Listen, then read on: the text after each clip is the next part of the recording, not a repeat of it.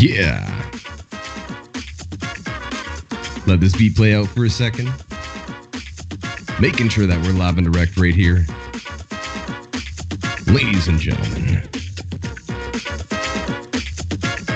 Might take a second to load up.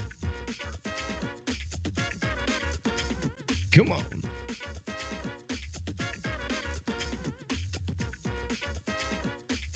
Okay. Looks like we are live and direct right now here on Swissbeatbox YouTube channel. Thank you guys for tuning in. Another edition Beyond the Beats, episode 20. We up to episode 20 in this. I'm excited this week because we have a great guy coming on to be the guest, and I'm excited that you guys tuned in. So one more time, if you like what you're watching, you want to see more of these, go throw some thumbs up, so throw some comments in, and throughout this interview, if you have any questions you want me to ask, send them. Maddox will filter through and find some of the best questions to ask at the end. But yeah, Beyond the Beats, episode 20, Swissbeatbox podcast, coming at you live and direct one more time. I'm your boy, Scott Jackson, and get ready. Get some energy up. Let's get this thing going. Yes, sir. We are on live and direct with the one, the only Mr. Fredy Garcia, a.k.a. Fredy Beats, coming at me live and direct. What up, man? How you doing? What up, Scott? All good, man. Nice to see you, as always. Nice to see you as well, brother. How you feeling? You feeling good? You feeling lively? I'm good, man. I'm just, getting into it. I'm curious of which are the questions today, Scott. I've been watching you. I really like the podcast. Really enjoy the interviews. Thank you. You've been watching me. I've been watching you too. Oh. Yeah. Nice to know, man. That's right. But yeah, man, I don't really like wasting time, so let's get into it. Once again, episode 20, Beyond the Beats with Fredy Beats, coming at you live and direct on Swissbeatbox. Let's get into this. One more time, big shouts to MB14 for this intro song. Always makes me happy, makes me want to go and dance around a little bit. Jeez. And then it has the... Wait for it. Nice. Yes. Nice transition. I liked it as well. Yeah, man. It really impressed me every time I play that at the beginning. It just puts me in a good mood, puts me in the mood to go and talk and hang out. Man. So, yeah, man. How you doing? You feeling good? You feeling lively? You're all good to go? I'm feeling good, man. I'm feeling good. I'm doing lots of things lately, actually. So I've been really busy nonstop. Also, there's less work, in the gig side, So we trying to do projects, we trying to do videos, ideas, So yes, really into a lot of things right now, to be honest.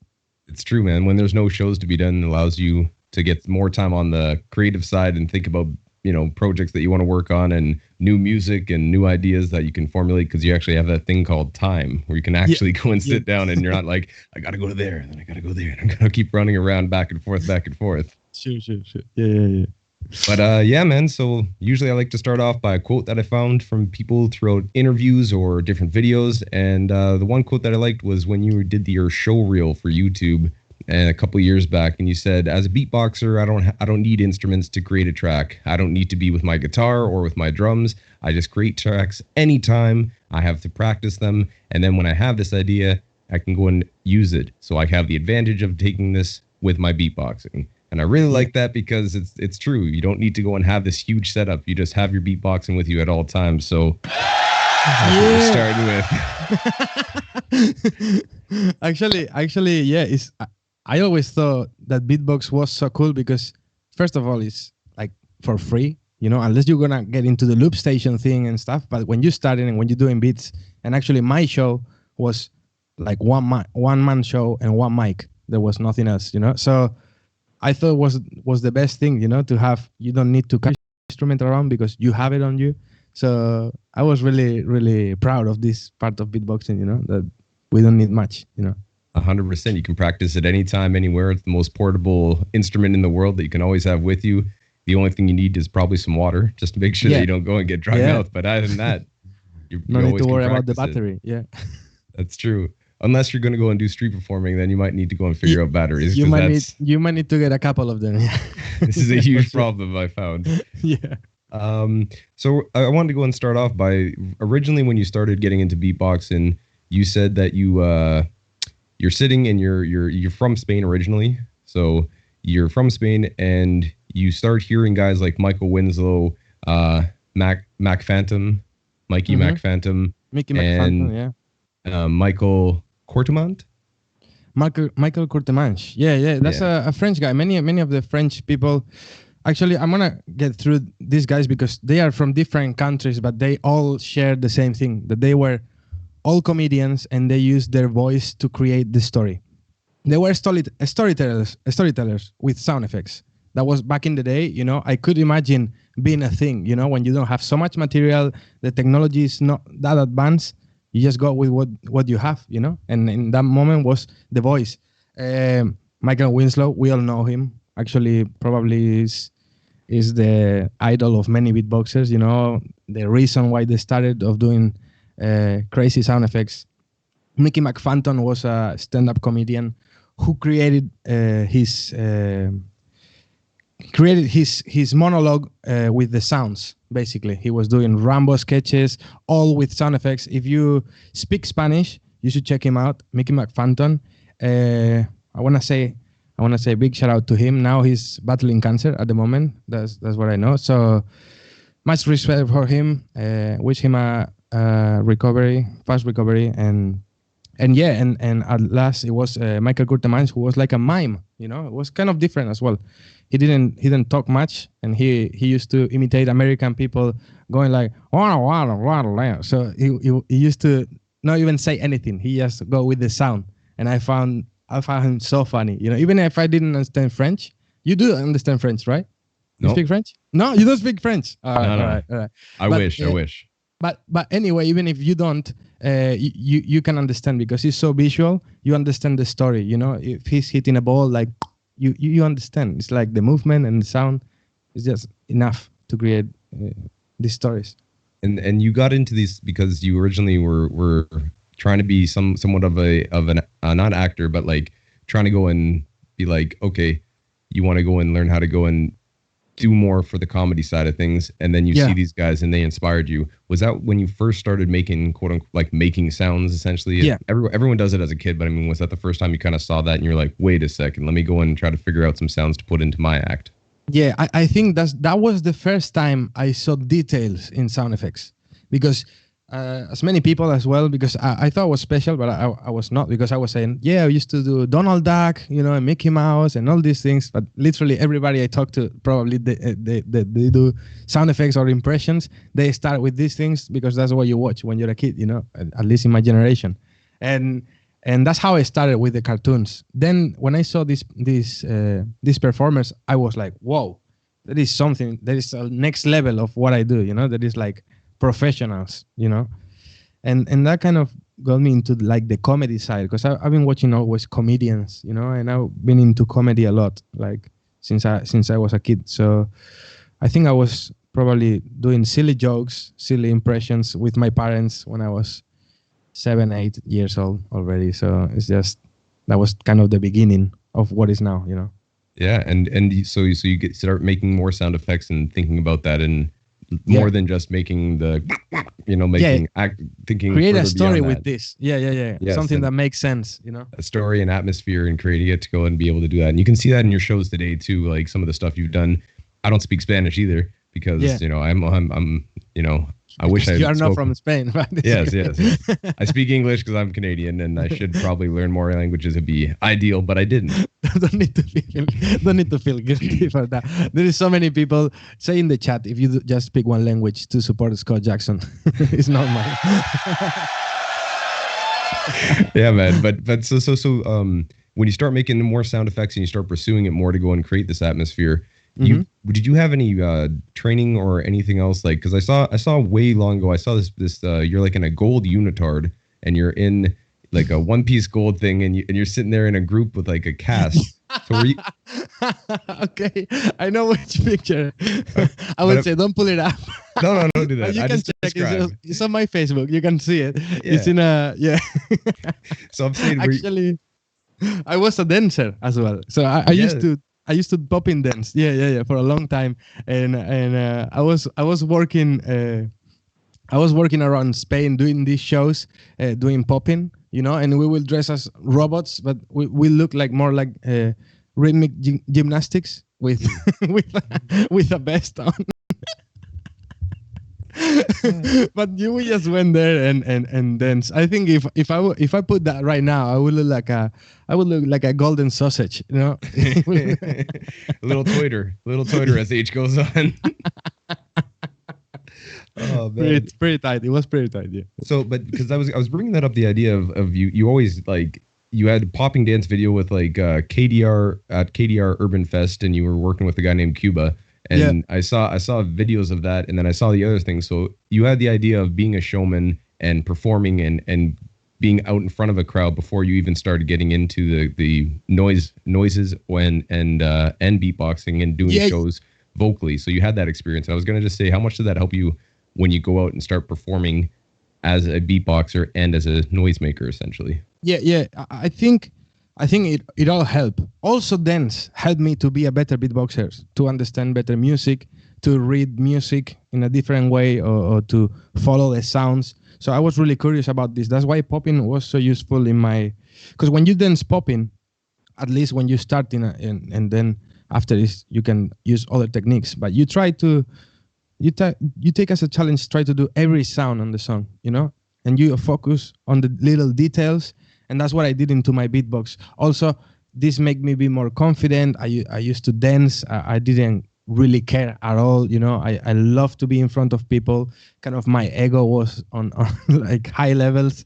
And that was my thing, you know. That's how I started. I loved it every minute, from dancing to beatboxing to telling jokes, you know, because I think the first time that I performed that I was really like struggling, because I was really confident, but struggling or like have a hard time, it was telling jokes. I thought that was the hardest part of performing, you know, of getting into the stage and try to be funny always, you know, or every time with the same puns or creating new jokes, you know. So it was kind of the hardest part, but always love to be on the stage, man. That's for sure. Yeah, and so just I want to bring that up just because, again, I think that it helps out when people have experience performing in other ways, whether it's doing a group show or dancing, as you said, and being able to take that confidence and being able to be like, I've already gone in front of people and performed, so you feel not as shy when you get a mic. Yeah. It's not as nerve-wracking, that's for sure. You feel confident, you feel that that's your place, you know. So yeah. It's always been an advantage for me because I've always been on a stage since really young, you know. Absolutely. And when did you start seeing beatboxers? Because like the first videos that I ever found of you beatboxing is like 2008, where you were trying out for the Spanish champs. Yeah, video. It's not on your channel, but it's on YouTube somewhere. Somewhere around, yeah. And there's that video of you, and you know, you got just no hat on, and you're just straight to the and you're long, like Justin Bieber hair, you know. Yeah, but so by that. No beard, but well, you're a few years younger in 2008. Yeah. So, but what is it like? Was that the first video that you put out, and when did you start finding out about like the Spanish beatbox scene and just beatboxing in general? Who were the first guys that you saw? In 2000 and let's say in 2007, I met one of my friends, and he was in the park and he was actually beatboxing, you know, and I didn't see anybody beatboxing before. And I was like, whoa, I do all these sound effects. Like, why you don't teach me like how you doing it? You know, I learned like the classic, you know, and from that we started. After 8 months, suddenly there was like the first competition in Valencia, like beatboxing competition in 2008 was really weird. We were 8 competitors, and that was the first time I met 8 different beatboxers, you know, in the Valencian community, just in one city, like 12 years ago. And that was like a crazy moment, of course, you know, like to meet all the community, to realize that you are not the only weirdo around, you know, and to share this kind of funny hobby and funny art that is beatboxing. It was really, really, really cool. Then it grew, you know, 2009 Spanish championships. Then I met literally everybody in the country 10 years ago. Yeah. Yeah. And how did you do in that first battle when you went in Valencia? The first battle was the KDR, it was Caja de Ritmos with a festival, which means like beatbox, actually means beatbox. I won this battle. So the first battle I participated, I won it. And I was the champion. And then after 2 months, they called me for a radio interview because of this competition. And a month later or a week later, I think, we're talking about 2008 still, 2009. A week later, they told me that they wanted me to join the radio program. And it was a hip-hop radio show. And I was 17, and that was the first time I did like 2 years on a radio show from 17 until I was 19. It was really great experience. And last year I was working in the radio again for 1 year. So it's just crazy to bounce back, go back forth, doing radio, or TV, then doing live shows, which I think is still my favorite thing, to do live shows. Mm. It was good, man. And what did you get out of that experience working on a radio? Well, to learn how to be more professional with entertaining, to have like a proper, schedule of the show. You have times, you prepare this set that you want to do, or that you want to explain or talk about, or this artist that you want to say something. I was learning about hip hop constantly because it was a hip hop show, and it was I think twice a week. It was twice a week, I think. And we interview like the best rappers in Spain. So I was just, absorbing all this hip hop energy, and I was into popping. I was in a radio hip hop show. I was doing beatbox, freestyling with rappers, not me, but doing the beat for them. So I was really into that scene that I don't think is that strong anymore, into the hip hop with the beatbox, but that was my roots. That's how I grew up. 100%. I know. I love that. I love that story because it's very similar to, I feel, how our generation was when it came to beatboxing. Is you started off and you show up to a rap battle and they'd be like, "Oh, you're the beatbox guy. Here's the microphone." Or you show up to the dance battle and they'd be like, "Oh, the beatbox guy's here. Go use the microphone." And you get that little splash, so you get to go and actually see other art forms all to come together in that hip hop world. And so you start going on. You start practicing. You win the battle, the first battle that you ever go into. Mm-hmm. And once you win that battle, the very first one that you jumped in on, did that give you kind of a sense of like, okay, maybe I'm onto something with this? Maybe I'm not just making weird noises, but okay, I won. So that means I have to have some degree of competency, Yeah, I know what you mean. I think that was weird because for me, it was just a game. I was doing it just for fun. This competition came out and you doing it. So you never heard of something like this. You just join it, because there is not many people, and they know you around, and it was literally next of my village. So if I don't go, it will be like really crazy. And to win this, it actually made me believe that I could do something. But then getting into the radio and having gigs with these people and meeting all these rappers and meeting all these DJs and start having gigs with them, and all of this, it was when I realized like, oh, things are happening. I was performing a lot when I was 18, already. So yeah. I took 100%. A lot from it. And you were doing videos or like stuff again. This is just stuff I've been looking around trying to find. You had videos with where was that? Albero rapping and a guy named Charlie One on the saxophone. Yeah. That's the team of the radio. Yeah. That's the guys of the radio program. Yeah, they took me into their group. They had a hip hop group with instrumental, like live musicians. So I was with saxophone players. I was with drummers. I was with bass players. I was with a lot of people, with soul singers. I was really learning a lot from these people. All my teenage years, let's say. 100%. And that's something also that I find that maybe the next generation of beatboxers is missing out on, specifically that idea of getting paired with people and being put into positions where you have to go and learn how to work with other people, and working with like random things too, like from, I'm going to work with this juggler, then the next day you're going to go work with this musician here, then you're going to work with this rapper. So there's so many different styles and things that you have to learn how to go and collaborate with people. But I feel like a lot of people are stuck online. So can you just kind of go a little bit deeper into that of just explaining maybe how important that would be for you as an entertainer and as a performer to go and learn with people and always collaborate with people? Because I feel like, again, that's something that maybe the next generation hasn't been doing as much because they're focused on solely, got to go and win the battle, got to go and win this battle, Gotta learn inward bass. Yes, yes. I know what you mean. For me is I would not say like essential because anybody could do what they want, but for me it was very important. It kept me growing. It kept me these situations kept letting me know that I wasn't good enough.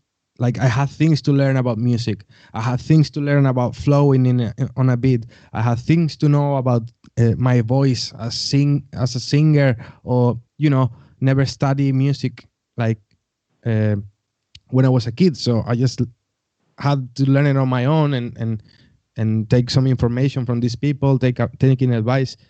I think that's why I won many battles, because I was in touch with all of this, I was confident. And even if I wasn't the most technical guy in the battle, I just kept the flow, I kept the flow, I kept the energy, I kept the good vibes. And that's what I learned from all these people growing up, how to do a gig and how to perform on stage and how to win the crowd. Even you can lose the battle with points, but if you win the crowd, they will remember you, Yes. And next year people will be like, oh, is Fredy coming this year? Because this happened already. So I know this keeps happening. Even if I lost in semifinals or in quarterfinals, doesn't matter. If you do one round that people remembers you, I think that's when you win the battle for me.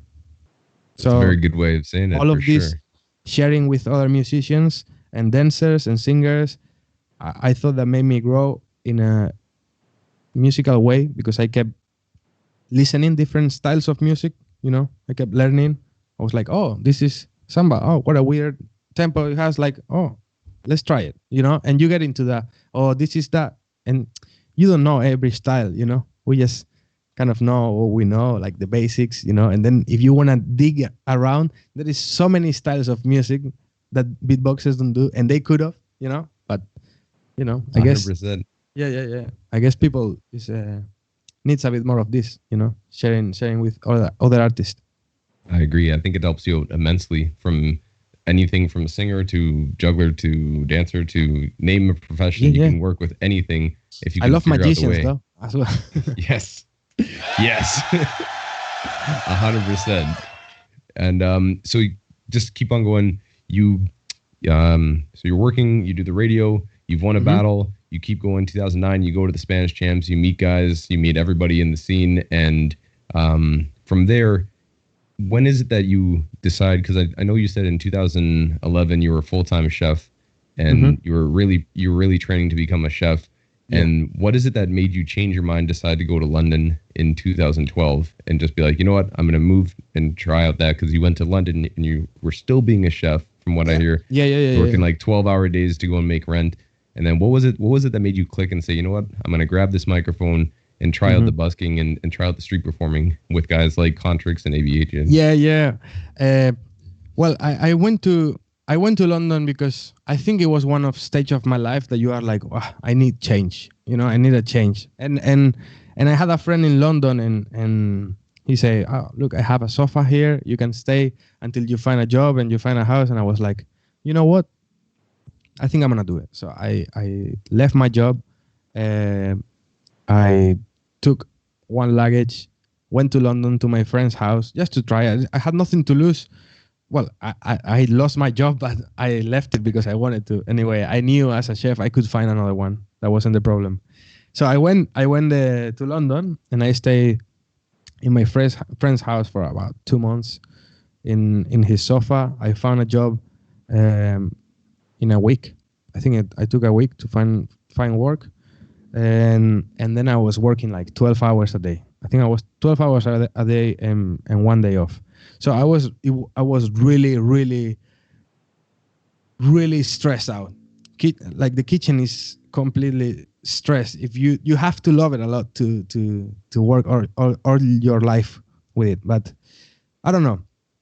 I decided to go to London because I thought there might be an option of doing my thing, you know? I thought that in Spain, and probably still to this day, they didn't understand what I was doing. That's how I felt, you know? I thought that they didn't understand or they didn't appreciate how good this art form could be. So I went to London, where we all know it's like the land of underground music. It was really, I think, probably one of the best decisions in my life, because I was working as a chef, and after probably, I think, 9 months, I stopped working. I say I had enough. Contrix say, why you don't go? Contrix was the one telling me, why you don't go to the streets and beatbox and see how is it, you know, see how it is, and figure it out by yourself. And I was like, you know what, I'm gonna try. And I didn't leave my job yet, you know, so I had one go. In my day off, I had one day off, and I went to work as well, but with the speaker, you know, and I put the speaker. I remember putting the speaker in the middle of Piccadilly Circus in London, and I was so nervous. I think the first time it was so I was like shaking, and I was used to performing all the time, but to put your speaker in a loud area of people walking by constantly for the first time on your own, that situation is just insane, you know. So you just kind of don't have to think about it too much, you know. Switch it on. I went for it. People stop around. Then I was like, oh, I'm doing it, and then the mind just goes, you know, and you just perform, you just do whatever you want. And I came back to my house. I say, well, if this is the first day, you know, and I made some money, maybe I can make like a month to pay my rent, you know, and my food, you know. And I kept going. Things went better. I did like two busking sessions, and then I left my job. It was a bit risky. It was a bit risky, but it felt like right, you know. And that's what I did.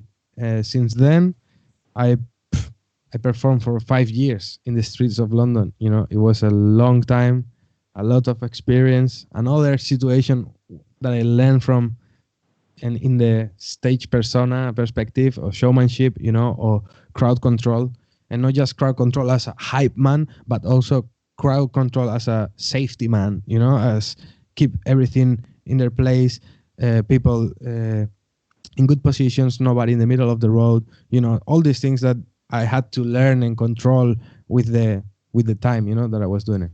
100%, man. Loved it every minute of street performance.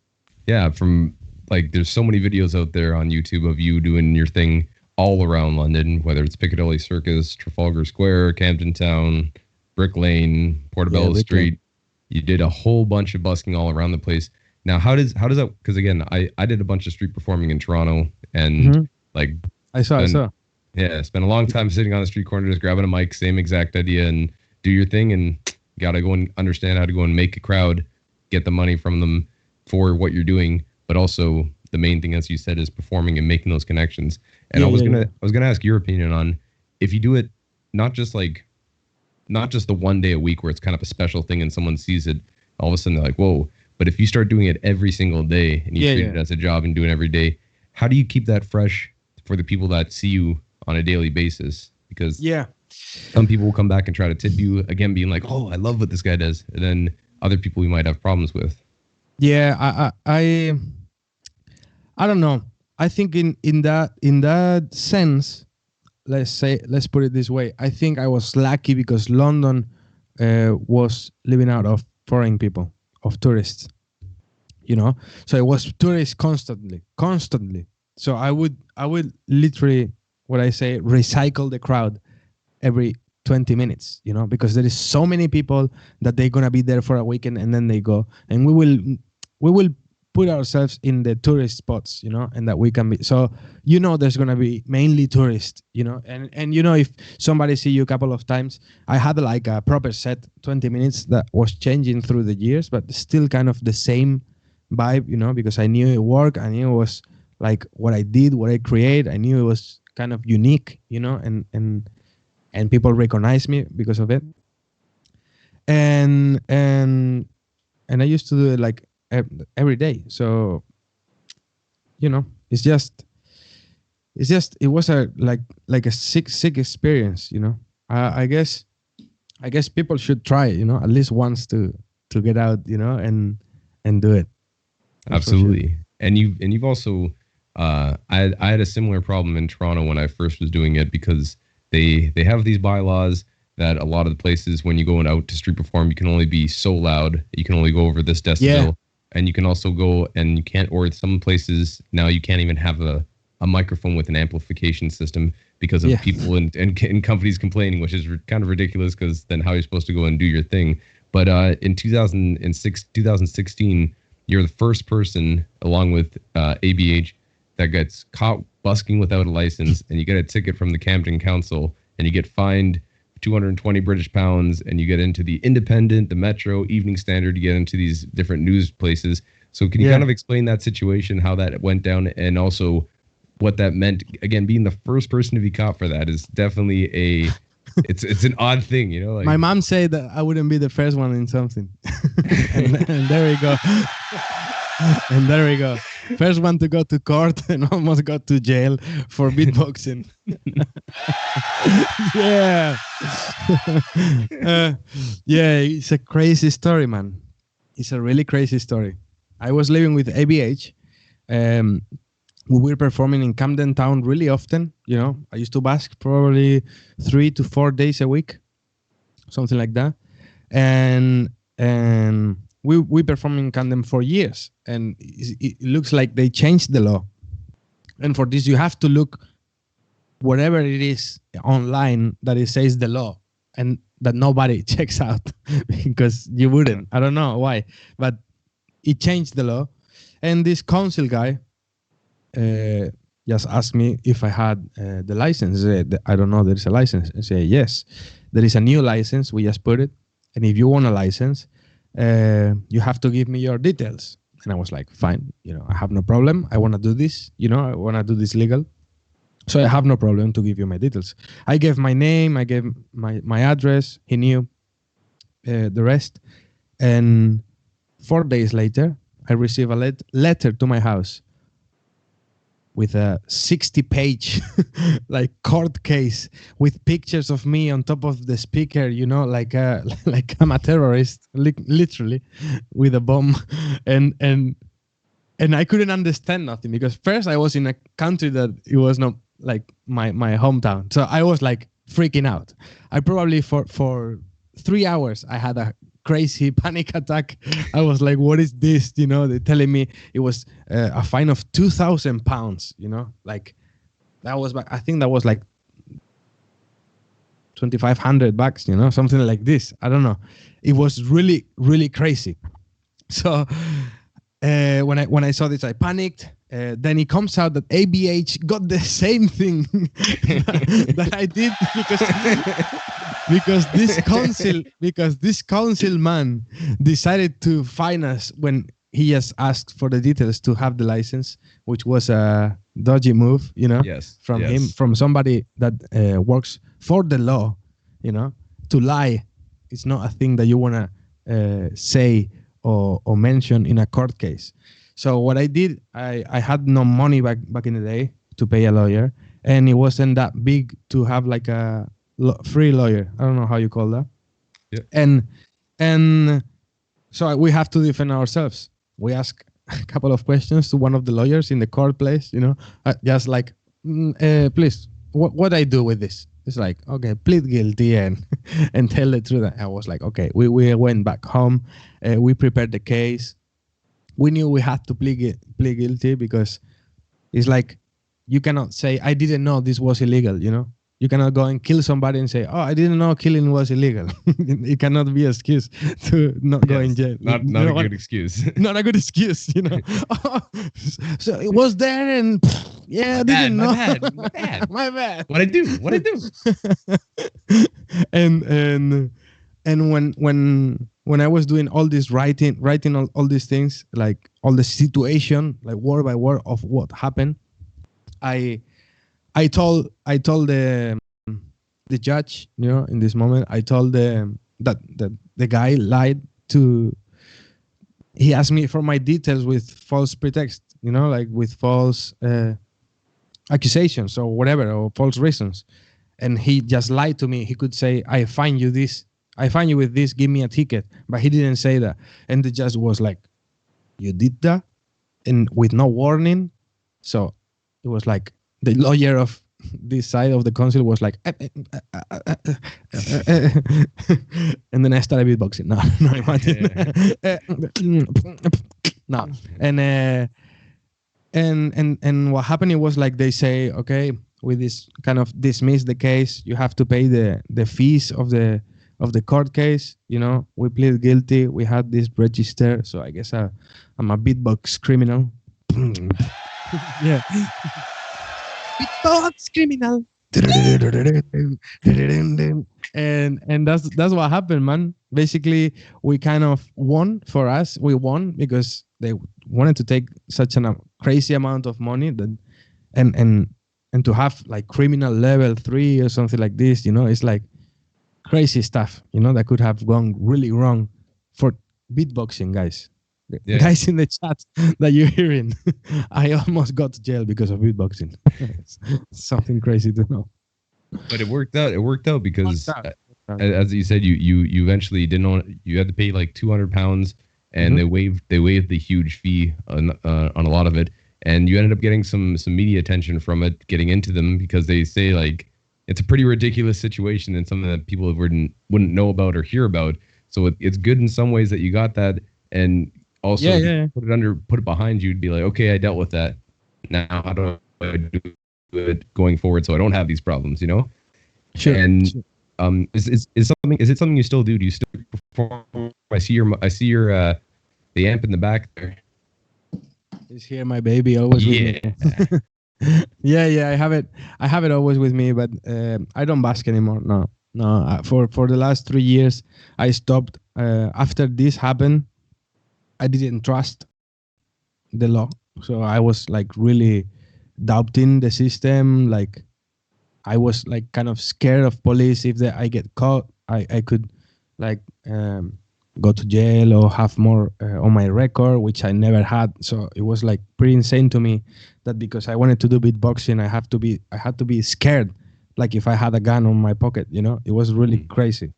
So because of this, I was really uncomfortable and always looking around, you know, kind of getting paranoid if they are here or not. So I decided I didn't want to do it anymore. You know, I say at least in London, I would do it, but not for a living anymore. Also, it was pretty stressful at the end to always go to the streets, depend on how the day is, you know, depending on these people or not. So it's like this, you know. People say busking is so not so cool, you know. I think like, yes, there's very stressful parts of it. For sure. Yeah, there are.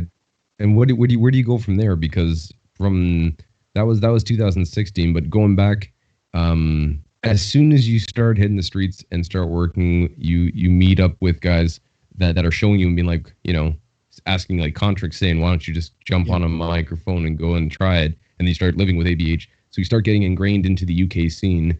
And what was that? The 2012. Do you remember 2012? The UK champs, Ballsy end up winning. And I was there. We all hung out, went on the metro and stuff.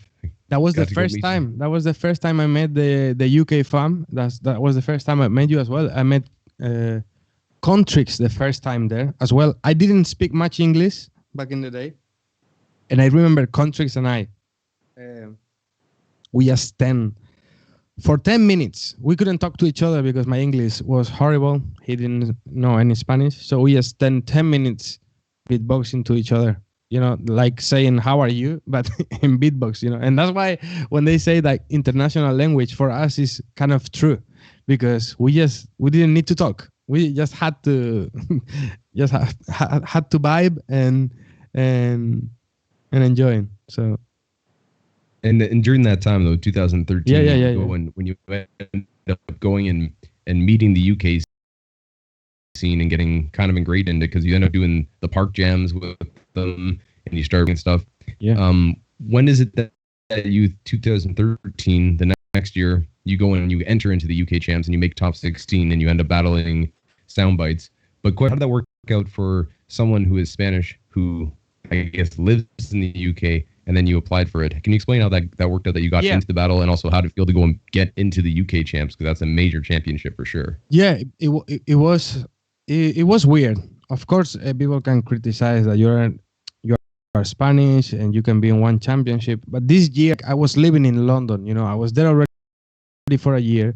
I didn't miss champs that year, so I felt it was fair for me to join the UK champs. They say the rules of the UK champs was people that lives in UK, and I was living in UK. I participated in any of the Spanish champs, but I could have done it, because I thought that was the fair thing to do. And to get in the top 16 was it, because UK champs also now, but back in the days was like top with France, and we all knew, that was crazy level there, and to enter in a top 16 was actually a big surprise. I didn't think I was gonna make it, and I thought I could have win sound bites, but I then when I watched this battle, it's probably one of my just out of tempo, so nervous. I felt really there was a lot of work to do. That's how I felt. I need the UK level was so high for me back then that I felt I need to work on my tempo, on my beats. I need to work on how to make everything a bit more stylish. I learned about the UK vibe, like this flow they have is something different as well. I discovered garage, true drum and bass. It was like eye-opening for me. It was really, really great experience, surprising, but happy with it as well. Absolutely, man. It was cool too. Like to go and watch that video back to see. I love watching and seeing how people progress and what routes they take and stuff. Because 2013, you also get into the St. Gallen battle in Paponi's hometown in Switzerland, and you end up getting third place. You end up winning the small finals. Yeah. That means you only lost one battle in international competition, and you lost to the guy who ended up winning the whole thing anyways. So when is it that? So you've met the Spanish scene, now you've met the UK scene, then you go to St. Gallen, and was that one of your first international events that you met more than just more than quote unquote local to where you were plus judges? Yeah, this was the first one I meet the international scene. In the UK champs, I met people from all over the place because you were there. Also, Big Bang was there. Also, Fredy Beats. So in the UK champs, there were a lot of people that I remember. But St. Gallen was the first time I went, outside of UK or Spain. I haven't been in other country, so I was in Switzerland for first time, just to watch the battle. I went there with Musantro, and a couple of friends, just to watch. So I knew Marcus was in. I wasn't in the participants, but then Marcus couldn't make it. And I was like, can I join? Can I join? And then I made it to the third place. It was just crazy, for me. And then again though, that's it's amazing that first time when you start seeing that there's not just like that local battle that you had where you go and you win in Valencia, but then you go to the UK, like you meet all the Spanish beatboxers, then you meet all the UK rap beatboxers, but it keeps on leveling up of being like, whoa, there's people that do this from Belgium, whoa, there's people that come from this country and do that. It just keeps on expanding. And then 2014 comes around, another good year for you. You go to the Spanish champs, you come fourth.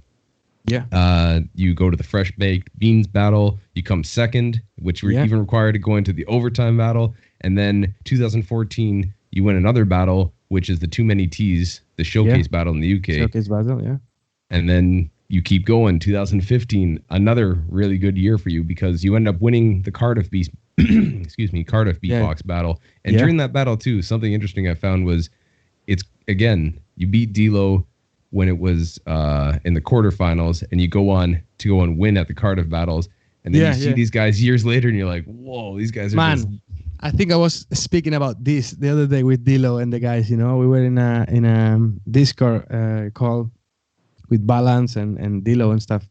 And I told him, I say, they were telling me like I was the first one beating D-Lo in his life. That's what he said to me. Oh, you are the first one in beating me in a battle. And I was like, wow, I lost already so many times at that point. At that point, that it should feel like a compliment, you know, oh, I'm the first one, you know. Now you're not a virgin anymore, kind of. but yeah. No, but it felt like, wow. So this guy is battling Discord and battling, I think, battle Napalm online. He battled so many people already. And to say that, no, it's my first time I lose, I was like also overwhelmed because I knew how good he was. And look now, you know, look now. If Dilo is watching this, if you wanna the revenge, you won't have it. I'm sorry. I'm sorry. Coming at you. You won't have it because I will keep that for myself. I don't want to ruin my perfect record against him. Yeah. Let's keep it in one new. Let's keep it there. Yeah. No. But Tough. But you know, I'm sure he will take it good. You know, he's a sick beatboxer. I think was beatboxers to beat in a battle, even if it's loop station or whatever he does. You know, it's just crazy guy. Just crazy man. Guy. And again, 2015, you win the Cardiff battle. You go to Freako World. You end up battling there in Brussels, and you end up losing the guy again, who wins the entire. You know, so overall, classic. Your battling has been like, yeah, another classic crazy battle. But overall, up until 2015, where you start again winning a bunch of battles, you have a great record of just being a showman and bringing your energy and your style to it. So 2015, you go and you become the Spanish Beatbox champion. Probably the best moment of my career. Probably, I would say. The first time, 2015. First time I win the Spanish champs. I think thing is, when you win the first one important that you worked for, that like you felt like you worked hard for, that was the, you know, 2015. This is the year where I stacked up so many battles, even if I lost semifinals or something. Freako World, I did a crazy job for me. I think on my, you know, on my levels, it's not like I knew I could have done better, but to battle Alexinho is not easy. It's never been easy. You know, every time I battle him, it's difficult. So I knew what I was, you know, I knew I was with the best, you know, and it happens. But I felt I did a good performance. I created highlights of the battle. I know people like some moments of it, and that was my whole point. 2015 was probably the craziest year in my beatbox career. I felt like unstoppable. After busking for already 2 years and a half, something like that, 3 years. After beatboxing in the streets for so long, I went to the Spanish champs. I didn't see the people for such a long time, but I went with such a level because nobody in the scene was street performing. Nobody was grinding 5 times a week, like so many hours. You know, you go for 6 hours beatbox every hour. It doesn't really matter. Nobody was in this kind of grinding, you know, like style. And I was really prepared. Even if there were better people, again, technically, I felt that nobody could do anything with the energy that I. Again, 2015, probably my prime as a competitor beatboxer, probably. Yeah, in 2015 you smashed it, and you also did a lot of just. Again, you did a lot of battles, and you did a lot of different battles, you did a lot of showcases. You just kept on stacking that up, and that gets the momentum going. And again, as you said, someone that goes in street performance for extra day every single day, as well as working on new stuff as you're continuously working, you're going to come in with a sharp sword and be ready to go in battle. Right? And then 2016, though, you keep it up, though, because 2016, you again become the Spanish Beatbox champion, beating Zeka in the finals. It's Zeka, one of Zeka guy to beat, to be honest. He won against me also in a third place in 2014. And actually was really, really insane. Okay, I felt also like pretty strong because I had these battles stacked up. You know, I felt really, really well. It wasn't that like happiness as the first time. You know, first time emotional. You know, I looked for this moment for years. So I was like, wow, it happened. But then I had to defend the title. You know, I thought if I didn't defend my title, I could improve probably like what I wanted to prove. You know, and it's that I still in that high level for these 2 years. And when I won against Seca, which he could have beat me again if, you know, he was more lucky choosing his routines because he was already crazier than any other beatboxer in Spain. But I ended up winning it. You know, I was happy. I don't want to battle Seca now. You know, same with Dilo. It's all these people. I just don't want to battle them anymore. You know. Yeah, I'm because done. they are crazy, man. They are crazy. It's true, but then again, so I'll get to the question of after this, but then 2016, you go, you become the All Stars Beatbox champion in France. You get the best show as well at Spanish National. Get into the shootout battle. You battle B Art there, and you just keep on going with it. But when you go and win the Spanish champs in 15 and in 16, what does that do for your career and like what was the reaction of family? People that knew of you as a beatboxer, because a national championship really solidifies kind of and on paper you are the best beatboxer of your country, and that's on paper. So how did that come out with friends and family when they saw it and heard about it? I think it's all it was all positive from this. You know, if people that don't understand, when they see a title, they think that you're better. You know, I think it's a big mistake. You know, I don't think that demonstrate that you're a good artist or that people have abilities. You know, but it is like this in society. They kind of have to have a proof. You know, like, oh, did you buy this? Are you sure? Show me the ticket. You know, it's like this. You know, you have to prove it, and what it ends up being is just, you know, a sentence on a resume or a CV, you know, a title. But I don't know. I think I enjoyed them. I enjoyed them. Them battles. 2016 was again another crazy year. Staying constant, you know, battling. So yeah, and up until most recently, you know, 2019. I think was the last battle that I saw where you end up taking another win. Nothing to lose. Take the W there. And you end up beating Thorson Beard in that battle itself. So again, you've had a long, you did the Vocal Masters in 2018. You battled ABH and Don't Flop as well, 2018. So you've had a long battle career, and you've had a lot of wins that go underneath that. So for people that are watching, because again, everybody that's in the chat right now, I can see you guys putting messages, and you all want people just to go and beatbox and get right into it. And this is about me asking, and I want to know more about it. So I hope you guys are enjoying watching this, because I really like watching and hearing about the stories behind people's careers and seeing how they've come their own way and figured it out. So thank you guys for tuning in, but I'm going to keep on this subject, and I want to go in. Hi Dilo is there. Dilo is there. I think somebody is, you know, I think his ears were ringing before. Yeah, I heard. He said what? He said what? Well, he knows. Dilo, you know that. You know, you will never have that chance. Imagine that. But I was gonna say, what would you go and advise for people that are starting to battle? Just straight up, people that are getting into beatbox, the beatbox battle scene itself. What do you advise to go in? Because again, you've had a lot of success. You've had a long career in battling, basically 10 years, where you've been consistent in battles and stuff, and consistently either winning or placing really well. So what advice do you give to people that are starting out battling and just the process? Okay, I'm gonna say, because I don't want to say something typical.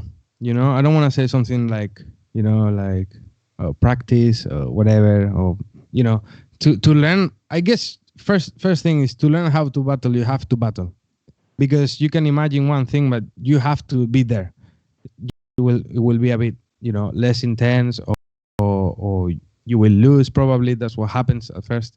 But my advice would be, enjoy your rounds. That's what it would be. Enjoy your music. It's focusing on maybe that's what I see most of the time. I know there is a lot of musical beatboxers, and I'm a big fan of them. But what I see in the mainstream is like, just find the flow. Just find some flow. Just try to vibe to your music. I believe if you enjoy the music that you're doing, you can give this energy to the rest. So if you are trying to make something so complicated that you are not enjoying it because you struggle even to make it, then you should rethink about it. That's what I'm saying. Maybe you should rethink about how to approach this move, because if then you do like a crazy techniques with 27 sounds in 1 second, but then you don't feel like you are vibing to it, or it doesn't give you any groove.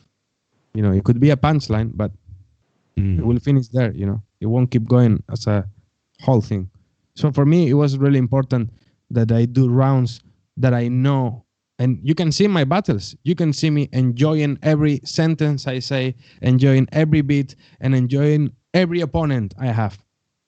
So that's what I would say to them, just enjoying, try not to put pressure on yourself, kind of tell to yourself or like admit that you have the chance to lose, and you probably will. So just let's get out of the way already. You if you're watching and you want to have beatbox battles, you will probably lose. Surprise. Thank me later. But that will but that will happen, And yes. Just don't be ashamed of that. It's just part of the learning process. Absolutely, man. Good advice given by a great battler. And it's even like outside of beatboxing, beatbox battling specifically, and going into performances and videos and things that you've done, you've worked full collabed with different people. And before you went on the show, what was it called? I have terrible Spanish, but it's la comedia del comedy. Sorry? No, I was going to talk real quick. So just saying, you won other things outside of beatbox battles, because 2016 you won Beacon's Got Talent. Yeah. You go and you're working with different people as well, and in 2016 you also get that viral video, lad with the fish, the salmon, that's beatboxing. Yeah. Very dope. But then 2017, I was going to ask you about this, is you do a show called 2CQC. 2 yeah. Sorry, 2CQC. Yeah. It's like if I translate literally, it will be you yes what yes. So it's even hard. You yes what yes. So sounds better. It's better. Yeah. So you do. Sorry, explain it because I found that specifically, I've seen a lot of people do Got Talent shows. I jumped on Got Talent as well. For watching back and seeing the way that you did it specifically, I thought it was super cool the way you did it, because you didn't just do kind of what I guess the public would be like, oh, okay, you're going to start clapping, he's going to do that part. Oh, he's going to do this song that we all know. Oh, he's going to do this. Yeah, you had storylines involved with it. You had your comedian side of you come out of it as well. You brought in the Tyrannosaurus Rex that you're riding around. Yeah. You do your finals with the guy Adrian, I believe his name was, the Butterfingers. The finals. So could you just explain a little bit about what happened on that TV show, and also advice for people that are thinking about jumping on a Got Talent type show? Okay. First advice is lower your expectations. That's what I would say. Lower your expectations about the outcome of the show, because at the end you have no control, and it's another competition, but it's also a reality show, which is the reality of it, and that they are ready for whatever they do in the decisions. But apart from this, which I'm not really gonna get into it, apart from this, I think I wanted to approach this show in a way that as you say, I bring, well, this show and everything I do, I try to do something different. It's always like this. Like in my head, I have to do something. I have the obligation, because of all these years of doing it, I have the obligation of trying to do something that nobody did before, or that even if it's crazy, you know, even if it's crazy. I say, I want to go with a dinosaur to a beatbox battle. Nobody believed me. Scott, nobody believed me. And nobody believed me. And who I did it against? Beard. So that would be even more crazy to do it, you know, to fuck around with somebody like him, you know. And I did it because I thought it was a great idea. I knew the mainstream could accept this kind of sketch. And I wanted to have, like, if I know that in 5 years or 6 years or whenever I see it now, I wanted to have like a proper personal video and personal performance, you know. And I know it's a great stage, and I didn't want to waste the opportunity, you know, even if I didn't win. But I went to the finals, you know. Yeah, and again though, when you did that last piece too, where you worked with Adrian for that group, that group that you made of the Butterfingers, that was such a cool video. The way that it was planned out, the way you guys had, like, watching it back again. I don't understand Spanish from the intros and stuff they gave you, but you go on and the way that it was set up, and you created the scene, and you brought in that stuff, like we said from the intro, of guys like Michael Winslow and guys of that nature to go and bring it into you. So how was that for you to go and be able to put such a personal experience, or like a personal piece that meant so much to you, onto national television? Yeah, I think probably maybe that was my first of all, I would say maybe that was my mistake for not thinking in a mainstream way if I wanted to win, okay? But my mind is always underground. So I have sometimes no control of this. I am underground. I know I want to do this. I want to keep this message. Sometimes I want to give my point of view of things, you know? And what I did is I create a story about what, because I didn't tell to many people this yet, but if you saw it, the story I told you about going to court is literally the story of the show in the finals. It's me performing. I put the hat on the floor, and then the police comes and stops me, you know? And maybe nobody realized, but at the end of the show, the police takes the hat and takes the money. So it was like kind of like a message of course it was in Spain and people didn't understand what, because they didn't know about this news. But for me, it was special. It was my story. If I see it now, I enjoy it because it makes me feel good times. Like I had good times with Adrian. We create this the Butterfingers group that unfortunately we are not anymore because we live away from each other, you know. I moved back to Spain. He moved back to Spain also, but he's in Canary Island, so it's just pretty far from here. And for me, the crazy part is like I learned again with somebody that had nothing to do with beatboxing. He was a mime, he was a magician, he was an improv actor. So then again, I was into improv. I had no idea. I was learning. I loved it already, but I didn't know there was more into it. You know, I didn't know there was like improv theater per se. You know, I was like, yeah, I improvise because I don't have a script. That's what I do. You know, I improvise. That's how it is. But then it was the professional part of improv, of being ready for any situation. He's an awesome guy, still good friend to this day, and it was a really great project. You know, it was kind of like Umbilical Brothers style, kind of this vibe. You know, like Grison and Tully. He has also kind of something like this. It's like a two-man show, you know, trying to create the story. I was doing the sound effects. He was doing all the movements and creating stories. So for me, it was a great way to create stories, to do storytelling. So to learn about this, you know. And now once you move back to Spain, and if people do want to go and see too, you do have videos out on YouTube from that. Yeah. So if they want to go and see what you're talking about, some of the videos that you have out there, like we are the butter, in a room full of sounds, story time, all these things. Great videos. I watched them all. makes me laugh. But thanks, man. But what is it that you're working on currently, and what do you see? Like I usually save this to the end, but it's a good line of questioning, of asking you, of you have this bunch of experience. You have yourself as a comedian, you have yourself as a street performer that learned how to go and perform. You're a collaborator working with many different people. You've had success in the battle scene. You've had success in the media and TV scene and radio scene. So what is it that in your mind that you're building towards, and what is it that you aspire to go in and become? Like, what is your, not end goal, but like, what do you see with yourself and this world of beatbox and your world specifically of just making it as an artist? Yeah. My future, I think the way I want to see my career is, because of coronavirus now, it's a bit harder to think it that way, but I would really like to do, the show I have is called The Comedy of Sound, but I will do probably a second one because this year was so random.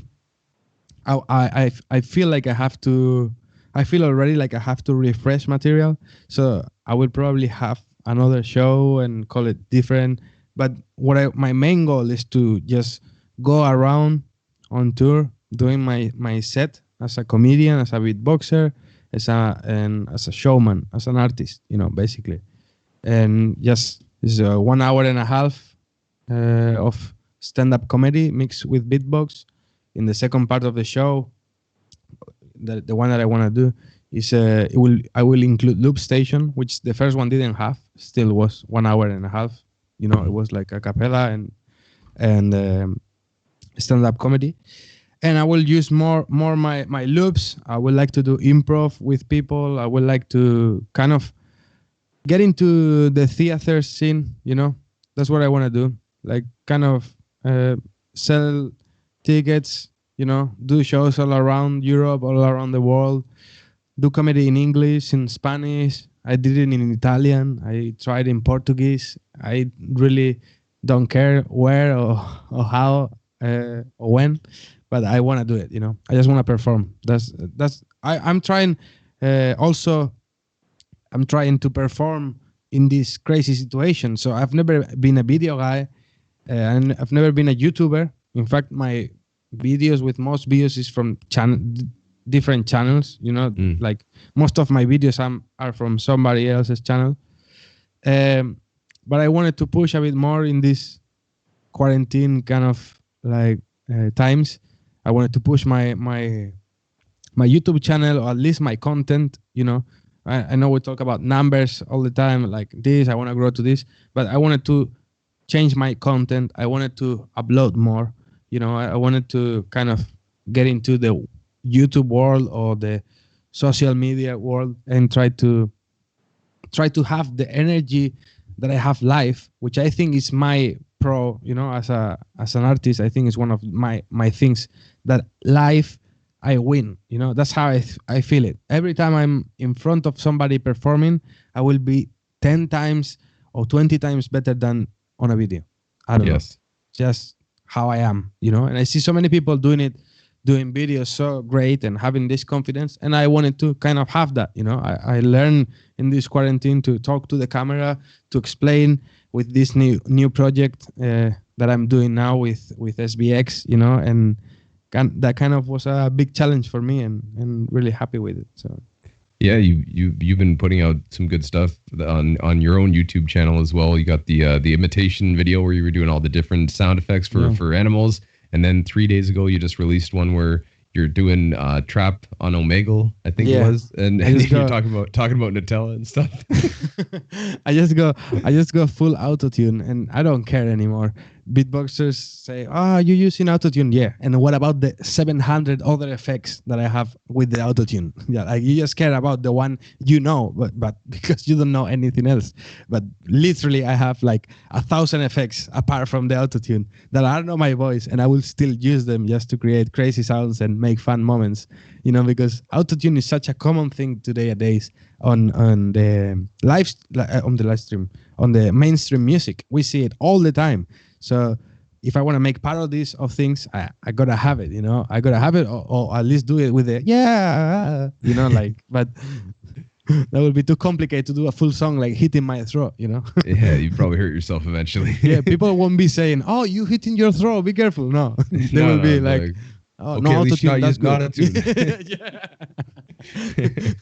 Oh man, And again, so you've I agree with you. It's a hard thing to transition from live performances being your base and what you've always been able to do and go and perform for people live in a large group setting or street personal or smaller showcases, but then trying to translate that and take that energy to go and be like, yo, we're up here talking to the camera and stuff.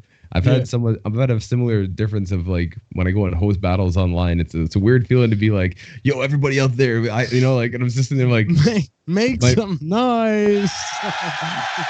But it's like also like I know that like my one or two roommates are gonna go and be like, what the hell is this guy doing in his room just yelling to a microphone? Like what's going on right now? So it's definitely different.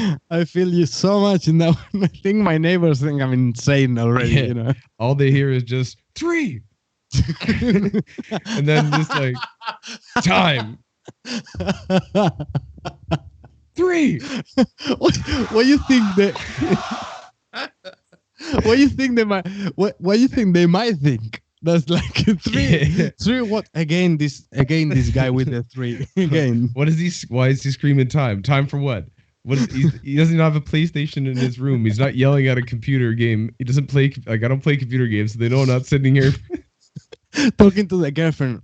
Yo, yeah. I think my neighbor is obsessed with the number 3. Do it again, 3. And that's time. And continuously, Ash.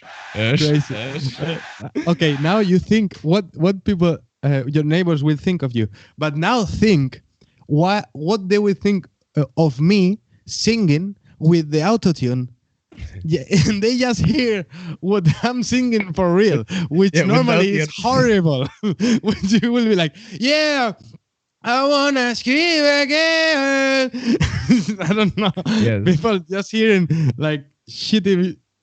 I can imagine when you did that vegan thing with Tom Zucker. You sitting there talking about like almost and you're just singing a recipe very poorly, but with auto tune. Oh man.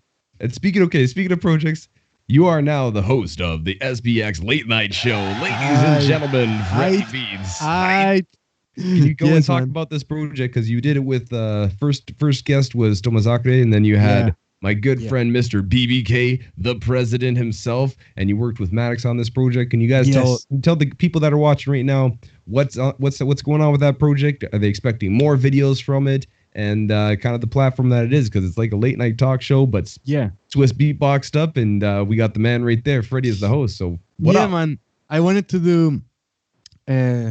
First of all, it's just I spoke to Peponi, and they spoke to me about something else. We normally chat, and they called me and they were asking for something, and I just came up with this. I was like, yo. Wouldn't you be interested in a like late show stuff? I've been working because I was working on the radio last year on a kind of same vibe. So I was learning from the host. I was learning in the radio. I was doing every day a 1 hour and a half program. So I was really into it, and I was like, okay, now I finished the season. I would like to kind of step it up. Let's see if I can do it on my own. Let's see if I can do this in the beatbox world, because I knew, because here there was like a dilemma, because I knew you were doing the podcast, and I had the responsibility when Peponi said yes, okay, let's try to try to make something different and something that we can see both things separate and enjoy both of them without be one on top of each other, or we will probably have same guests, and we will share people. So my idea was like, okay, I'm gonna do late show. I want to do an interview, but I know you get deeper into people's life, so I want to get shittiers, like the shitty life of people, like the silly moments and like the stupid questions. Try not to make it serious, as informal as possible, but keeping my script, keeping my questions, but all like randomize the questions and be unexpected and try to have a good time. Basically, that's what I try to do. And thanks to Maddox, thanks to Ion from Swish, who did the subtitles of Big and Tortilla, which I think is crazy. It's a art for me. Yeah.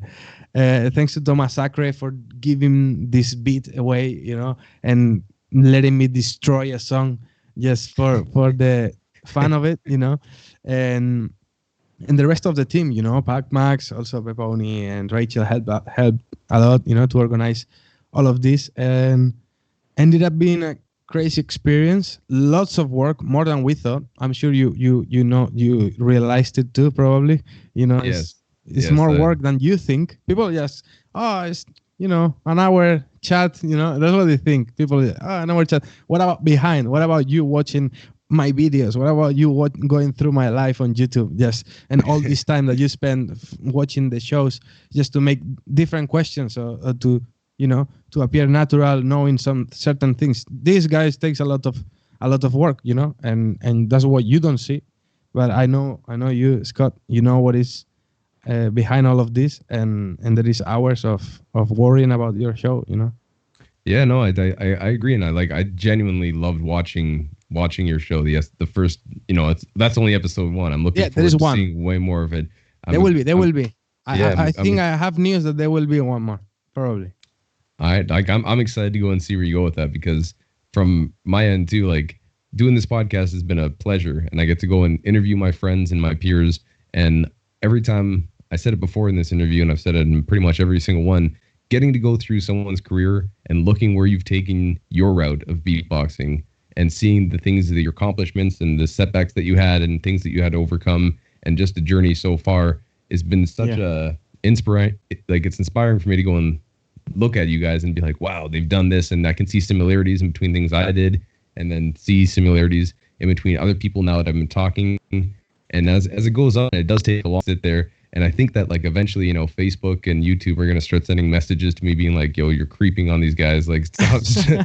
Stop doing that. It's, I'm going to get banned. It's going to screw me over. But seriously though, it's a fun thing to go back and see, being like, whoa, so this person was in music school, or you were a full-time chef. I never knew that about you. And then your favorite dish to make was what, paella is what you said in one interview. And just being like, and you took that leap and went to London, and now you've established yourself as a performer, as an artist, and you're pursuing now, seeing what you're doing in these times too, of how you're figuring out how to go and change to the world as it changes, and pursue what you're going to be doing. And I'm super proud of you, man, though. So it's been definitely going to talk to you. Ladies and gentlemen, Fredy Beats. Oh, man. Scott, you're always so nice. It's impossible. I think it's impossible to hate you, Scott. It's very difficult. You're such a likable guy, everybody that is watching the battles, I think you made a name of yourself being a host, and I also hosted a lot of battles, also dance battles and rap battles, because we were in the scene. So it was a beatbox battle, there was a rap battle, a breakdance battle, and popping battle in the back, and graffitis on a wall next to it. So we just had all of it, and I think you just in the last years became a legend of probably the best host in the beatbox scene, and I think you should know that, man, as well. Really appreciate your work. Enjoy it every time. I appreciate it, man. I love getting people hyped up for my friends. It's like, it's an easy sale for my head to be like, all right, I just want to get the energy up so everybody's enjoying and everybody's pumped for everybody that gets to perform has that opportunity to go into a crowd that's wanting them to do good, because I don't know. I've seen a few different times and periods, not just in beatbox world. It happens all the time. But just I hate seeing people that practice and spend their life doing something, and then they go on and the crowd's not ready for it. The crowd's not ready and excited. Yeah, just like, there's some guy that's just reading the paper that doesn't really care, and just like, oh, up next we have like guy Scott or whatever, he's gonna do some beatbox. So go do your thing, and then you go up and then it's all on you, instead of being like, all right, up next we got blah blah blah, just talking and getting the crowd all hyped up. That's right. And then continue. Sorry. No, I love it, man. I love interacting with people. And then we all will shout for the name that everybody knows, but then it comes Jimmy Beatbox from whatever, and people don't know this guy, so they will be more quiet. But that's when you see these things when you're a host, and sometimes events like GBB go for hours, so you have to keep this energy like for crazy time. Even if you don't have it, you just fake it. Sometimes you're like, okay, I am the only one that has to be pumped the whole way through, and I think it's hard. I hosted as well events that was super long, and you could feel when they didn't know somebody, when you say a name and people go like, yeah, because people, when they hear somebody they know, they will shout, and that's why you're there, to let them know that everybody deserves the same respect, everybody deserves the same hype, and we don't want to take their moments away because the crowd wasn't ready or stuff like that. Add to their moment. And yes, man. It's like, yeah, GBB is pretty long, but the World Champs was super long. And during that time, I was changing shirts. I was sweating. How long it was? Just curiosity. How long it was? I think when it was 2 days in a row, I think it was like 12 hours a day. I think it was something crazy like that. Like, I'm just going to put that estimate out there. I can go and try to add it up afterwards. But I remember it was like from the start, we went to like 4 a.m., sleep, wake up, do it again. And it was pretty crazy. Like, people watching, just so you know, just think about it. Just think about it for a second. Just think of being 1 hour trying to hype everybody up just for 1 hour. Think about it. Okay, now multiply that by 12 and by 2 again in 2 fucking days.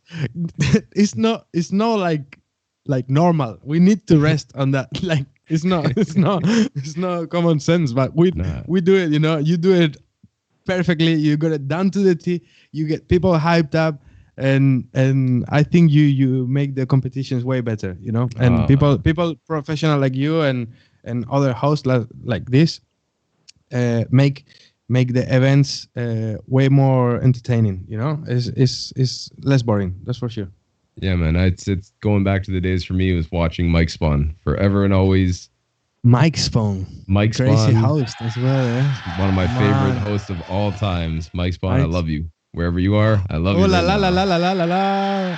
Mike Spawn. Wow, I remember watching as well the French champs. It was Mike Spawn. Yeah, some French champs. Yeah. And he also did the one with where it was the finals was Slizzer versus Le Cup. Yes, that's right. He was crushing it, Le Cup, and it was Slizzer versus Alem in the final, and he came out and he had like the sombrero, ooh la la la la, and he just had the energy. And I remember watching him being like, "Yo, that guy's not only a dope beatboxer, but he's a dope host." But and a sick, a dope person as well. Great guy, yeah. Great guy, Mike. Mike Spawn's a great dude. But right now, it's time for Rapid Fire. Ladies and gentlemen. Rapid Fire. Rapid fire questions. Okay, so what I'm going to do is I'm going to ask you a few questions in rapid succession. I don't want you to think about it too much. I don't want you to go and answer right off your first thing that you can think of. All right, so ladies and gentlemen, Beyond the Beats with Fredy Beats, we're getting into Rapid Fire. So first question, who is your current favorite solo beatboxer? Solo beatboxer, Slizzer.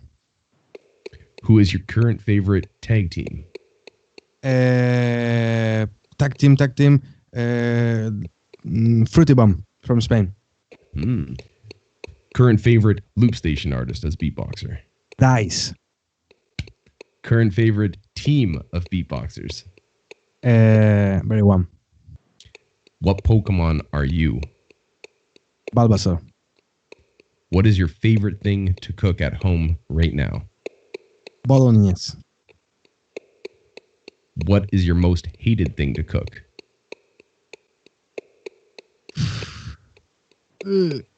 I like to cook everything. I like everything. It's not a challenge. Like, It's like this. I could cook anything. Yeah. Jeez. Who do you want to interview next on SBX Late Night Show? Who do I wanna? I wanna Michael Winslow. That's good. And last but not least, who do you think is going to win the Grand Beatbox battle next? Dilo. Again. Rapid Fire. Again. He goes with that. All right. Rapid fire. And now we go with questions from my friend Papuni. Has a few questions for you. My friend Papuni. Wants to know a few things from you. All right. So My friend Papuni. My friend Papuni. Bye, friend. My friend Papuni. Wants to know these things. Friend. He goes, first question from my friend Papuni. He wants to know, will you ever have a mohawk again? Probably.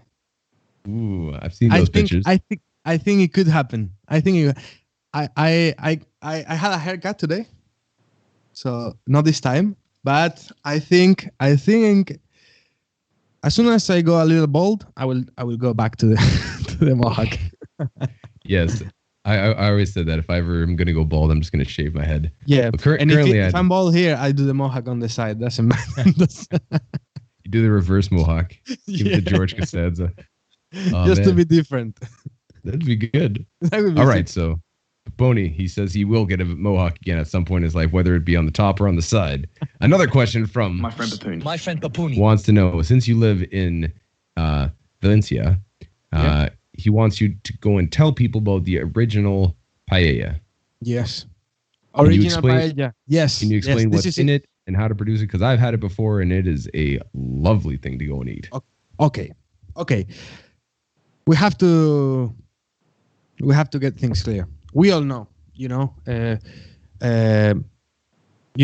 don't say if I say, oh, Scott, I tried poutine today.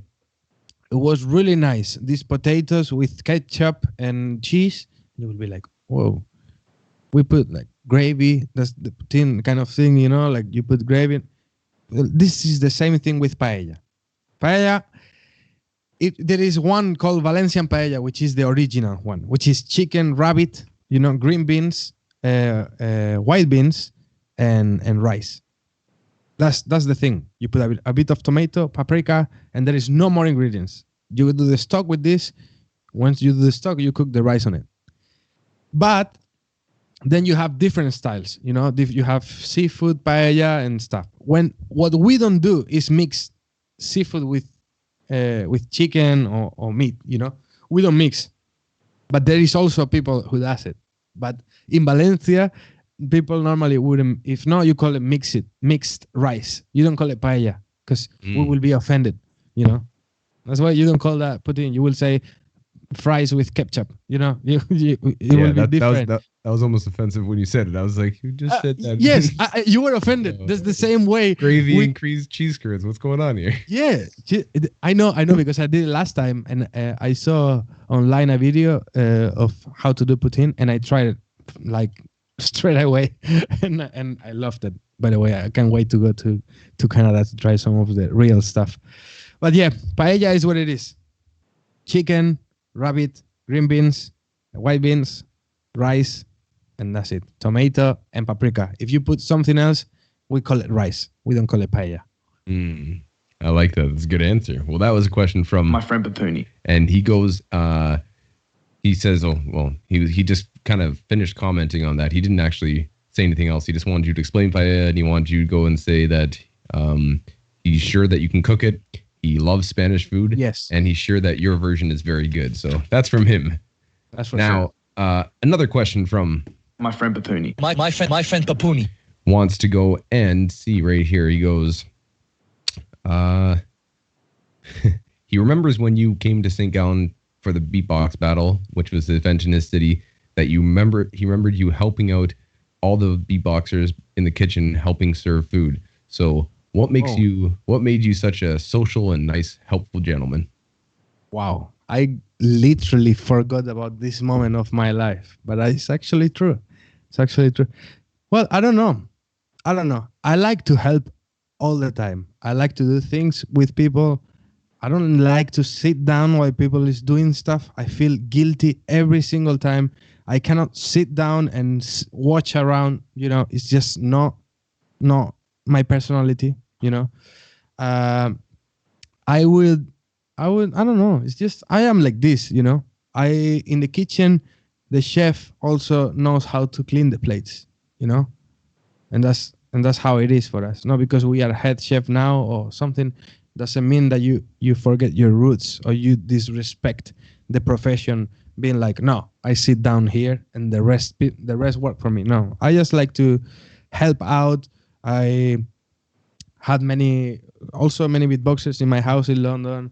I cook them every time. I want them to try my food, always brag about it, oh, you have to try this, you have to come to my house, I cook this for you. It's such a nice thing to know, to cook properly and to invite people, I think, I don't know, it's part of my personality. I just like to have a good time, and I don't feel like I'm working. I just putting some dishes around and having a good time with my friends. So I didn't feel like, any work at all. Well, that's a definitely good trait, and I agree with you, man. It's such a weird thing when people are from cleaning up to cooking to doing whatever. You help them out because that's just what you should do, I think, as well. I agree with you because it feels weird. I feel like embarrassed almost if I'm sitting there. I'm like, can I take those for you? Can I go move this? Yeah. What do you want to do? Just feel guilty. Yeah. It's worst. You have 100%. You feel helpful when you do that. You feel you're doing something right. 100%. So right there, ladies and gentlemen, your boy Freddy's a good guy. Another question from My friend Papuni. My friend Papuni. last question from my friend Baponi and yours. Okay. He wants to go and say, as a performer / comedian, if there's any celebrity or person that you could perform with, who would that person be? Who would you like to collaborate with? Good question. I don't know. I think I would say first, but I think that will never happen. I don't know why, but I think it will never happen. I would love to, I would say, collaborate with Bo Burnham. You know who is it? Bo Burnham. He's a comedian, American comedian, actually, a musical comedian. If you got the chance to see his show, Happy, it's 1 hour set. It's on Netflix. Yes. Sorry, I have heard of this gentleman. I saw it's on my list. My friend, not my friend Papuni, but my other friends. People have other friends. They sent me that and is in the list of things to watch. And I'm like, I gotta watch that one. You have to watch it. It's probably my favorite show of the past 5 years. Happy from Bob Burnham, and I would like to collaborate with him. I don't know Bob Burnham. Yeah, I think it's one H missing there for the chat. I don't know what I would do with him. I just have so much like I preach him literally all the time. I showed to Enemy. He fell in love with his art. I think Bob Burnham is such a complete artist. It's lots and hours and work with his show. He's a musician and comedian, so he will do songs, that they are really funny with the piano. And I recommend you to, if you have some time today or this week, you have to sit down and watch that because you will have a good time. And watch with friends. I would say if you, or with your missus or whatever is living with you, just watch it because it will be really, really great show to enjoy on a nighttime. That's all right. That's who I will collaborate. Bob Burnham, Reggie Watts, and Mark Rebidier. And if Beat Man is listening, also you are one of them. That's a great lineup, and I'd love to see those collaborations. So those are questions from our good friend Proponi. And Nice. Now, because people have been sitting in the chat, they've been sending messages, they've been asking questions. So they're going to send some messages right here, and I'm just getting them from Maddox, okay? They just loaded up. So here's some questions from our audience. Let's go. Let's go. First question is, how many Hawaiian shirts does Fredy Beats have? How many? Can you repeat? How many Hawaiian shirts? Flower shirts. How many? Good question. I would say 30. Okay, good question right off the bat. About another 30, yeah. About 30. All right, another question from the crowd. You've already answered this, but they've been asking me again. They say, will we see more of the Freddy's SBX Late Night Show, like the one he did with Thomas Acre? Yes. The answer is yes. We will see. Let's hope that we will see more than one and more than two. That's my hope. Another question from our great audience.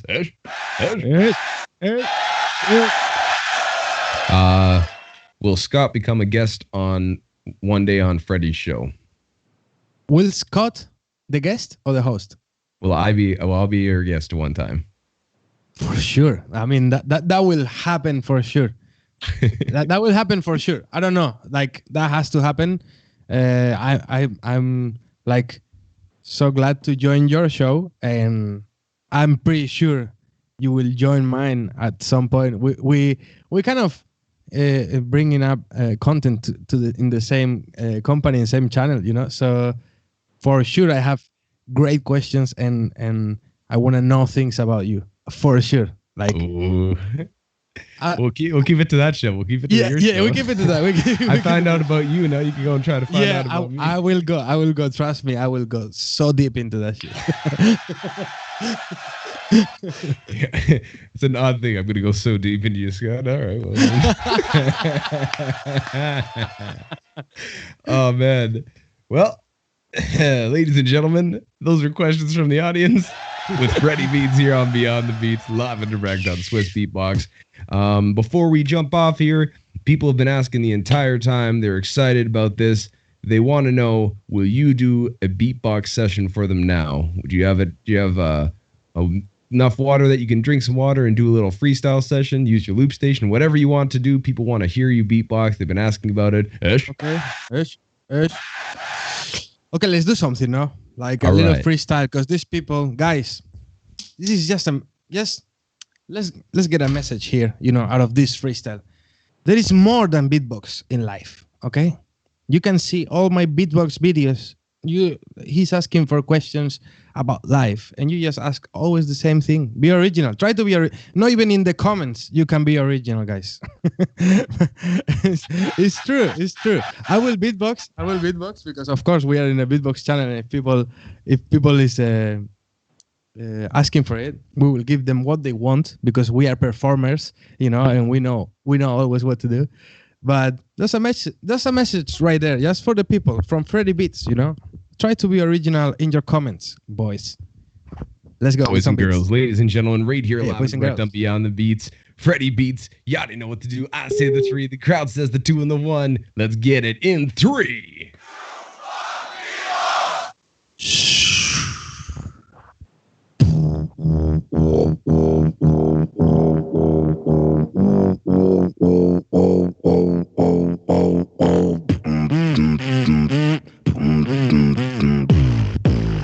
My check.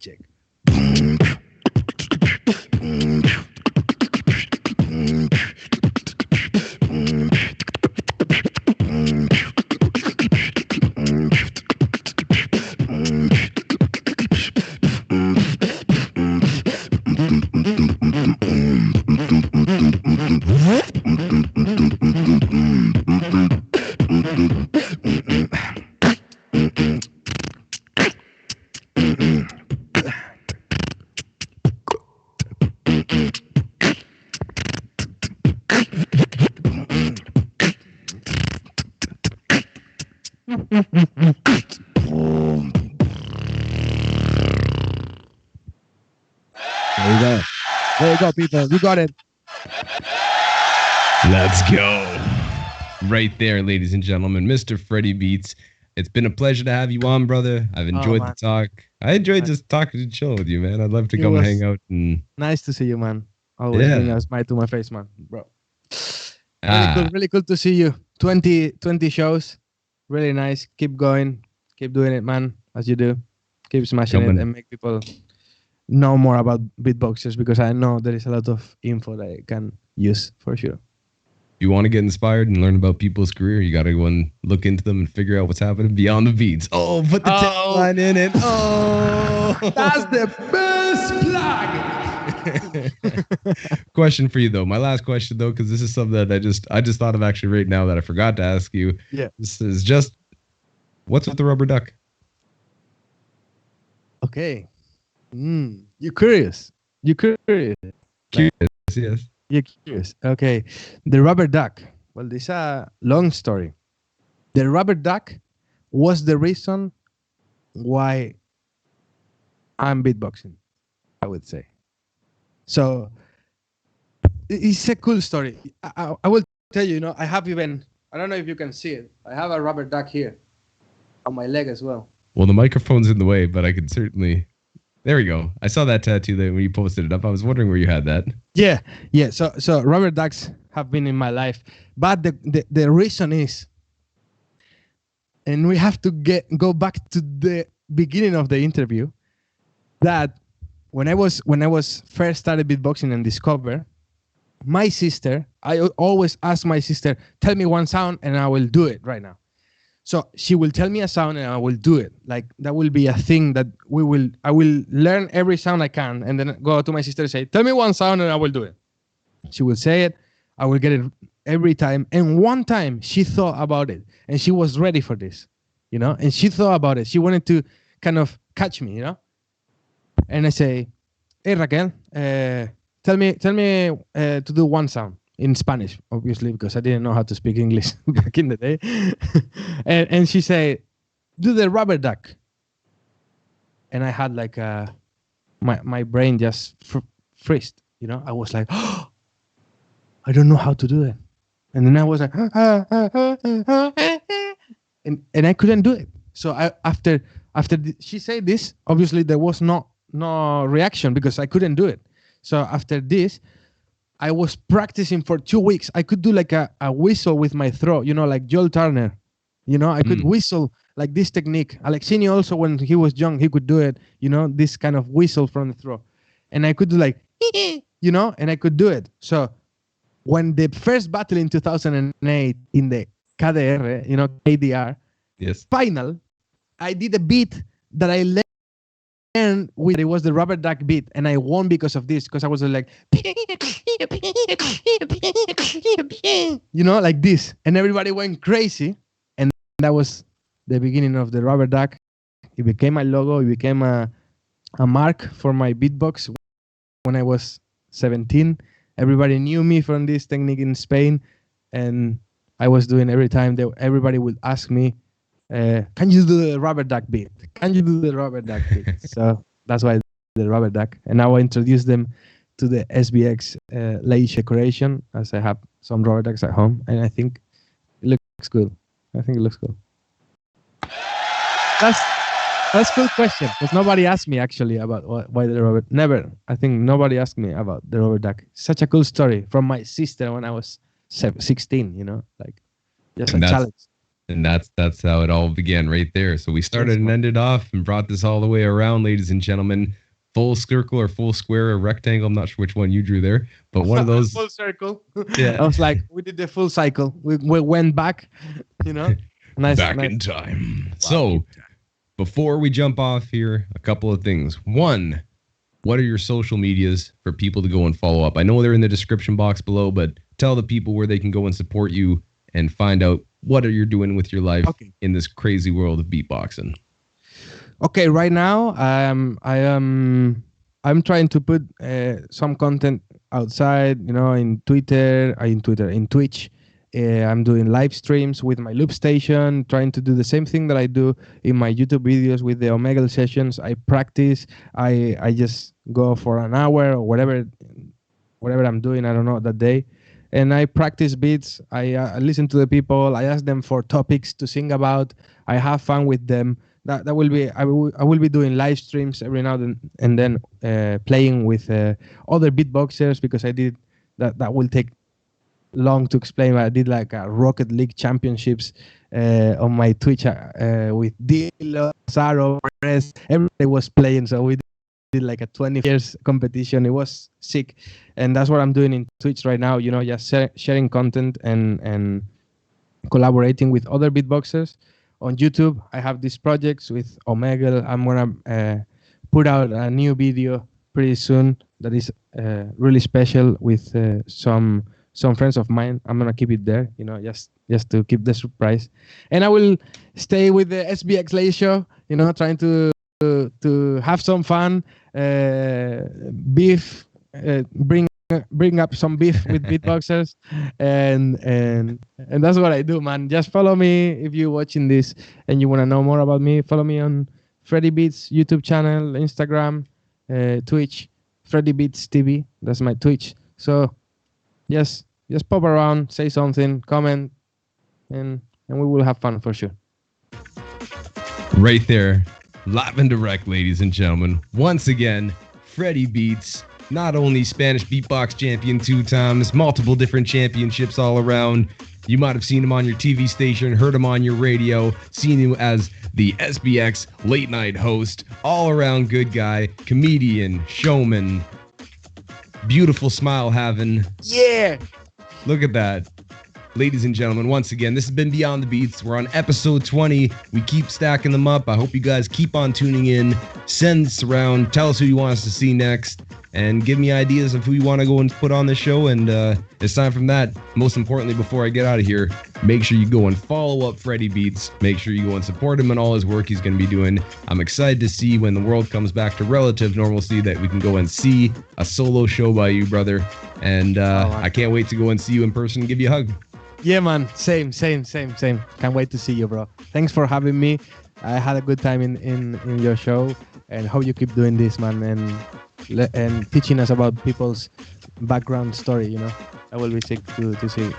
I will definitely be going on with it. But ladies and gentlemen, one more time, give it up, Fredy Beats, Beyond the Beats, episode 20. Bum, bum, bum, bum. Thank you very much from the Swissbeatbox. All that good stuff. Keep tuning in. We'll be back next week with another interview. And Scott Jackson signing out of here. Thank you guys for tuning in. With that, I'm going to go and say one love, keep safe, and yeah, keep working on your beatbox. Big shout outs, Beyond the Beats. And that's time.